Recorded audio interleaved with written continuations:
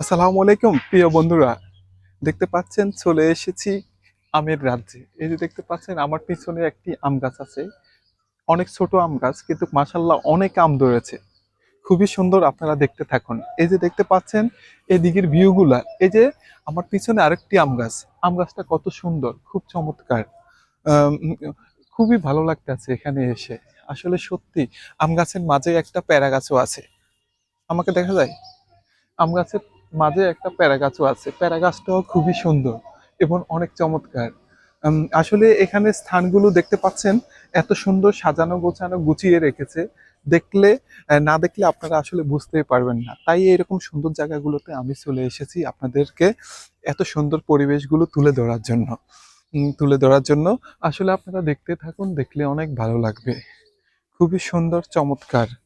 আশেপাশের প্রাকৃতিক দৃশ্যগুলো অনেক সুন্দর। এই সবুজ আহ সবুজ শ্যামল এসব জায়গাগুলোতে আসলে সত্যি অনেক ভালো লাগে। সবুজের মাঝে, এরকম সবুজের মাঝে থাকলে অনেক সুন্দর লাগে। এই যে দেখতে পাচ্ছেন দর্শক, এই যে কি সুন্দর করে কাঁঠাল গাছে কাঁঠাল ধরেছে। কাঁঠালটা অনেক সুন্দর। এই একটা কাঁঠাল, এই একটা কাঁঠাল। গাছটাকে কত সুন্দর করে সাজিয়ে রেখেছে, নিচে চুন দিয়েছে, মাঝখানে আবার রেড কালার, লাল কালার রং দিয়েছে। খুবই সুন্দর, চমৎকার লাগতেছে আমার, তার জন্য একটু আপনাদেরকে মাঝে তুলে ধরলাম। এই যে দেখতে পাচ্ছেন দর্শক, এই যে আরেকটি আম গাছ। প্রত্যেকটা আম গাছের মধ্যে প্রচুর আম ধরেছে। মাশাল্লাহ, আল্লাহর রহমত বাড়িয়ে দিয়েছেন। খুবই সুন্দর এবং অনেক চমৎকার। আপনারা দেখতে থাকুন, আশা করি আপনাদের ভালো লাগবে। এই যে দেখতে পাচ্ছেন দর্শক, এই জাম্বুরা গাছ, জাম্বুরা বলে হয়। এই ছোট জাম্বুরা গাছটাতে কত সুন্দর জাম্বুরা ধরেছে। আহ, অনেক সুন্দর। এই যে দেখতে পাচ্ছেন এত সুন্দর জাম্বুরাটা, খুবই জাম্বুরা ফল আসলে অনেক ভালো। যাদের জন্ডিস হয়, জন্ডিসের সমস্যা, তারা কিন্তু এই জাম্বুরা খেলে কিন্তু তাদের জন্ডিসের জন্য খুবই ভালো হয়।